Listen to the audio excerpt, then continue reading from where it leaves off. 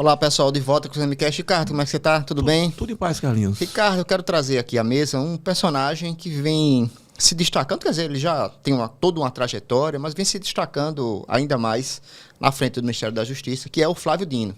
Você diria que ele ganha volume no Isso, noticiário? exatamente, né? O Flávio Dino foi um juiz de direito que abandonou a magistratura para entrar na política. Primeiro lugar no concurso, viu? Isso, exatamente. E aí foi governador 2 vezes, né? Do estado Foi do Maranhão. deputado federal antes. Foi deputado federal, muito ativo, depois Uhum. foi crítico da Lava Jato de primeira ordem. Sempre teve uma história progressista, apesar de no Maranhão ter alguns arranhões, Ele né? era do PCdoB, né? É, exatamente. Na verdade, ele se elegeu, inclusive, o governador 2 vezes pelo PCdoB. A turma do meio ambiente acha que ele não é progressista, mas vai. E agora se fala no Flávio Dino como próximo ministro do STF ou como natural candidato à sucessão do Lula. E aí o Flávio Dino também é um dos maiores alvos da extrema-direita e da direita, por conta de sua participação nas redes sociais. Teve até um entrevero, né? Eu gosto dessa palavra. Cada vez mais eu gosto dessa palavra, entrevero. Minha preocupação hoje é com as dentadas, né? Não, ele não mordeu a virilha de ninguém, que eu saiba, né? Mas eu queria que você situasse esse personagem. Qual o tamanho do Flávio Dino, o tamanho político do Flávio Dino. Em off, a gente conversando aqui, você acha que ele não vai no STF, mas hoje os bastidores políticos o apontam como o grande favorito. Mas eu sinto que você tem uma admiração por ele, né? Pelo Flávio Dino. Eu queria que você comentasse isso. Eu gosto muito das pessoas inteligentes, no caso, que têm humor. Né? O Flávio Dino tem essa característica. Ele é um sujeito inteligente, mas ele é muito bem-humorado. As tiradas dele, a forma como ele lida no embate, né? Que é interessante, ele não agride, né? Ele zomba e, às vezes, o humor é uma arma fantástica. E ele sabe usar com muita destreza o humor. Foi assim nas vezes em que ele foi para o Congresso, né? Aquele Marco Duval, aquela tirada com ele é fantástica, né? Que ele diz assim, se você é da SWAT, eu sou do super-herói, né? Aquilo é uma beleza, né? E assim, o Flávio Dino, e a gente conversou um pouco sobre isso, né? Recentemente, ele foi a primeira cara do governo Lula, né? Ainda em janeiro, daquele episódio do 8 de janeiro, né? Ele foi o cara que foi para o embate e disse, olha, eu estou aqui, nós vamos brigar. Né? Foi, evidentemente, aquilo. Um ministro não se cria por si só. Não é? Ele ocupou um espaço que eu imagino que o presidente Lula, né, estabeleceu para ele. Como eu acho que, às vezes, até nessa discussão, eu dizia para você, de ministro do STF, não sei se é muito a praia dele, não. Acho que ele está no noticiário e, de certa forma, alimenta isso com o silêncio dele, né? Porque ele não disse, não quero, não é isso. Não, ele chegou a dizer que todo jogador sonha ir para a seleção, né? Fazendo essa metáfora. Mas não é o caso, assim, não imagino que ele seja efetivamente o nome escolhido pelo Lula, mas ele ocupa esse espaço no noticiário que deixa o Lula um pouco mais à vontade, né? Para escolher quem vai para o lugar da ministra Rosa Weber. A minha opinião, eu já expressei isso no texto, acho que deveria sim ser uma mulher negra. E um argumento muito simples para isso, prático. Não há ninguém hoje, nenhum entre os nomes citados, né? O Bessias, ou o Bruno Dantas, ou qualquer outro, que seja um jurista incontestável, um formulador.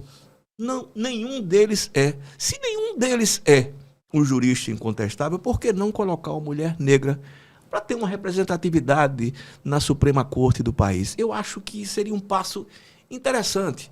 Eu, particularmente, não acho que toda a discussão política deva estar na política identitária, na questão de gênero. Não é isso. Mas, neste particular, acho que é fundamental que seja escolhido, seria, na minha opinião, uma mulher negra, evidentemente, que tenha o conhecimento da área, né? E todo mundo que vai para ali, por mais que a gente não goste, se o cara é de direita, se o cara é de esquerda, se o cara é de centro, se o cara é omisso, enfim, todo mundo ali tem um notório saber jurídico. Todo mundo tem. Não tem nenhum ponto de Miranda. Não. Né? Não tem. Né? Enfim, são os tempos são assim, né? Aparecem grandes personagens históricos e no caso específico, não tem um grande nome. Por que não uma mulher negra, jurista, que possa assumir o cargo no Supremo, até por essa representatividade e por trazer um olhar diferente, imagino eu, para o julgamento do Supremo. E olha, eu estou falando, vai sair, na minha opinião, aquela que é a referência, acho eu, de comportamento, que é uma mulher loura, gaúcha, a Rosa Weber, né? Sobrenome alemão, né? Enfim, independentemente de qualquer coisa, é importante o papel dela lá no Supremo Tribunal Federal. E aí, independentemente dessa questão do STF, o ministro, ele ocupa um espaço extremamente interessante dentro do governo, porque é o cara que vai para o embate, e ao mesmo tempo ele é odiado pela direita e por uma parte da esquerda, né? Diga-se esquerda petista. Porque os caras acham que ele cresceu demais, que ele aparece demais. Repito, acho que ele ocupou o espaço que tinha de ocupar. Não acho infalível, não acho que ninguém seja infalível, muito menos assim, não tem nenhum político especificamente que eu seja um fã incondicional. Não. Acho que há políticos melhores e políticos piores. Como há jornalistas melhores e piores, cantores melhores e piores, enfim, qualquer área que você for da atividade humana, você vai ter dessa forma. Mas assim, a PF tem tido independência sob a gestão dele. Não adianta dizer, não, porque ele está dirigindo. Não está dirigindo. Gente, o que aconteceu em 8 de janeiro foi uma coisa muito séria. Gravíssima. Muito séria. Os caras foram para derrubar o presidente da República. Obviamente, foi uma organização amadora? Foi. Sim. Né? Foi. Infelizmente. Mas veja o que aconteceu. Você tinha um bando, e aí a gente vai chegar aos conceitos, né, de multidão, né, freudiano, né, Le Bon, né, na multidão ali, a multidão não tem racionalidade, não tem cérebro, né. Aliás, é uma frase ótima do Chaplin, né, a multidão não tem cabeça, é um monstro sem cabeça, né, pode ir para um lado e para o outro, que foi o que aconteceu ali. Evidentemente, eu acho que o mais importante, essa investigação deve chegar lá, e tem ido aqui e ali, é chegar quem financiou. Quem estava por trás disso. Então, quando tem essa investigação, que se chega aos entes políticos, inclusive ao presidente da República, o ex-ministro da Justiça, é porque, de fato, você tenha essa turma que estava ali, empurra que essa turma vai, que a multidão vai mesmo. Eu estava vendo o Flávio Bolsonaro dizendo que era se o Flávio Dino for para o Senado, né, se ele for para ir para o Supremo, se ele for para o Senado, vai ter problema, nós vamos derrubar. Odeiam o Flávio Dino, porque ele vai para o embate. Tem hoje o deputado, essa semana, o Girão, né? Girão. Você tem mania de chamar de Giraia, o que é Girão. Porque tem um senador Giraia e tem um deputado Giraia. E os dois em um, aquela Pois é, exatamente. Então, esse pessoal dizendo que o Flávio Dino bateu nele, aí registra um boletim de ocorrência, pode tudo, né? Na boca você pode dizer o que quiser. Ele é um personagem importante da República. Não acho que seria bom ele ir para o Supremo Tribunal Federal. Acho que não é o que ele quer e pretende. Mas também o cara vai sendo empurrado por dentro, né? Por uma parcela do PT que quer vê-lo fora da disputa eleitoral. A história da hegemonia, gente, é isso. Hegemonia política. O cara diz, não, tem que ser um da gente, um do meu grupo. Se não for, e ele não é do grupo petista, ele é aliado, mas não é do grupo petista. E os caras não admitem essa possibilidade. Vamos lá. Quem é o grande nome do PT? Na minha opinião, é o Haddad. Obviamente, sim. Acho que o Haddad, eu continuo dizendo, eu brincava muito na eleição anterior, o Haddad é um cara que se o Lula é maior do que o PT, ele é melhor do que a média do PT. Pela formação dele, política, técnica também. Acho que o Flávio Dino pode ser uma boa composição numa chapa para presidente da República, se o Lula for candidato à reeleição. Ou pode ser ele próprio candidato a presidente da República. Jamais ele iria, eu tenho certeza disso, contra o Lula. Ou contra o Haddad. Mas é um personagem que cresceu porque precisava crescer. E ele soube crescer. Porque uma coisa é você tem esse espaço para ocupar. Eu vou ocupar. Mas chega um determinado momento que o cara perde o tamanho. Ou no caso como ele, começa a incomodar pelo tamanho que ganhou. Né? Que é isso que acontece. Isso que acontece.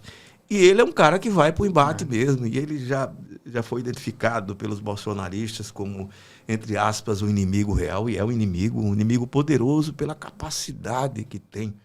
Você já pensou ele num debate eleitoral, ele com o Jiraya, enfim, ele candidato a presidente. Ele contra Marcos Rogério. Marcos, você já pensou? Tá no bolso, o cara fica desmoralizado, né? Marcos Rogério. Porque é isso. Nosso colega. Deboche, hein? Nosso colega de profissão. Pois é, acontece. Acontece. Aquela história, qualquer família tem de tudo, né? Exatamente. Não fale da família de ninguém, porque a sua família vai ter um personagem idêntico, enfim. Mas é isso. Eu tenho, assim, uma pequena... Eu habito um mundo que você não habita, que é o das redes sociais. Felizmente. Esse você não... Mas eu tô lá. Eu não quero, não. Eu acho que o Flávio Dino, nas redes sociais, às vezes ele extrapola. Ah, é? Ele se mete em alguns assuntos que não são deles. Enfim. Mas faz parte de uma... que você disse que ocupar o espaço. É um político. O político tem que ocupar. Não gosto muito das coisas que ele disse. Agora, eu acho ele um político acima da média de uma série de outros. Não, você não pode ter nenhum político como Deus. Aliás, você não pode ter ninguém como Deus, Isso. né? Ninguém, em área nenhuma. E eu acho que ele vai acabar indo pro STF. Querendo ou não querendo. O Lula indicando, ele vai. Eu acho que é a vontade de alguns integrantes do PT, porque ele é um candidato forte à reeleição do Lula. Eu gostaria que não fosse ele, e que ele também continuasse no governo e que a ministra fosse uma mulher negra. Concordo inteiramente. É isso, Ricardo. Eu vou para minha dica cultural. Vou pro cinema. Filme, né? No Netflix, que sempre tem uma quantidade de filmes muito ruins, é uma crítica que eu faço. Muito difícil encontrar um filme bom no Netflix. Mas tem bons... Já foi melhor, né? Já foi. É porque eu acho que essa questão industrial de você fazer filme em cima de filme... E tem a média, né? É a média, Aí eu procuro... corte, né? Eu procuro ver filmes de outros países. Eu me interesso muito por isso. Aí eu tô nessa dos filmes indianos. Tem filmes indianos ruins, tem filmes indianos bons, né? Aquela questão no Bollywood, tem o RRR, o Tigre Branco. Não, pastor RR, não. Não. São filmes bons. Agora tem uma pequena joia na Netflix, tá lá, chama O Discípulo. O Discípulo. É um filme indiano. É um bom filme. É um jovem, 24 anos, 23 anos, ele é defensor da música clássica indiana, uma música difícil pra gente, inclusive, é uma música, né? Completamente diferente. E há o choque do novo com o velho, do romantismo, da adoração dele pelo mestre. O filme é bem legal, bem diferente da média dos filmes que a gente tem por aí. E eu achei fantástico, ele ganhou alguns prêmios em Veneza. Diretor tem 2 filmes desse diretor, tem esse, O Discípulo, tem um outro também que é exatamente. Um bom filme. Não vou lembrar o nome agora. Mas tá lá. O Discípulo já tem 2 anos, esse filme que tá no Netflix, não é novidade. Mas eu achei um filme fantástico, achei um filme bem legal, um filme indiano. O Discípulo tá lá no Netflix. E a sua, Ricardo? Coincidentemente, também um filme, só que é um filme canadense. Esse diretor aqui, o Denis Arcand, ele é um personagem extremamente interessante, porque ele faz uma leitura do mundo atual, das sociedades atuais, urbanas, né, evidentemente, o cosmopolita, extremamente interessante. É o mesmo diretor de O Declínio do Império Americano, o mesmo personagem, o Remy, né, que depois envelhece e vai morrer em invasões bárbaras, né? Ali no auge, né, o declínio do Império Americano, né? É um grupo de acadêmicos, né? De amigos acadêmicos, professores universitários, enfim, e cada um segue o seu caminho, e cada um, entre aspas, como diria Tolstói, infeliz do seu jeito. E na Era da Inocência, ele mostra a sociedade canadense, que não é diferente das sociedades ocidentais do mundo todo, como você tem um comportamento de pais em relação aos filhos, em regra também, de distanciamento, de desconexão, né? Isso. E é o caso dele. E esse personagem central, o protagonista, ele é um cara que cria uma vida paralela. Então ele começa a imaginar a vida dele assim, de mulheres apaixonadas. A mulher dele se lixando para ele, humilhava ele. E, enfim, tinha vários casos, amantes, termina. Eu não vou contar mais o resto, não, né, sobre isso. Mas é extremamente interessante porque ele, inclusive, o Denis Arcand, como em todos os filmes dele, ele mostra uma visão extremamente crítica do Estado canadense. E a gente tem uma sociedade ali, de alguma forma, do Estado de bem-estar social, né, o que sobrou do Estado de bem-estar social, que funciona bem para o nosso padrão, mas que para ele não. E eu acho que isso é o correto. Eu dizia para o Carlinhos, olha, a gente nunca deve se conformar e achar que está bom. Não. Está bom, mas precisa melhorar. E é o caso especificamente. Ele trabalha na área de assistência social, né? E vê os dramas humanos ali terríveis, a burocracia, como ela trava, né? O apoio, o respeito ao cidadão comum. No Canadá. No Canadá. Ou seja, a verdade é isso, a gente reclama muito, e com razão, eu acho que tem que reclamar mesmo, né? Se lá funciona melhor, mas não funciona como deve. Isso. Aqui não funciona. Até que melhorou. Tem algumas coisas que a gente reclama. Assim, para mim, uma lição muito boa foi o SUS durante a pandemia. Quando a gente viu o tamanho do SUS, né? O que o SUS foi capaz de fazer durante a pandemia, tira o chapéu. Às vezes a gente tem uma má vontade imensa de tudo que é público. Tem aqui, recentemente, a história do transplante do Faustão. Você vai ver, os números são fantásticos. Como esse sistema funciona bem. Ou seja, tem muita gente boa e decente atuando no serviço público.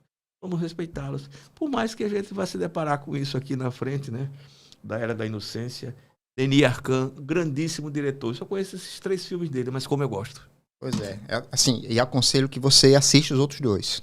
Tanto, eu acho, né, na ordem, eu acho. Eu tenho os 3. O Declínio do Império Americano, Invasões Bárbaras. Agora, a Era da Inocência, ela é pós ou é... É o terceiro. É uma trilogia. Então. E assim, eu faço normalmente esse caminho. Eu digo, essa semana eu vou assistir de novo os filmes. Aí eu assisto pela ordem mesmo. Declínio do Império Americano, Invasões Bárbaras, que sem dúvida nenhuma é o mais fantástico de todos. E termino com a Era da Inocência, que é belíssimo. Poético também, viu, gente? Final, puxa vida, como é impactante. Belamente impactante. É isso, Ricardo. Um grande abraço, então. Até a próxima semana.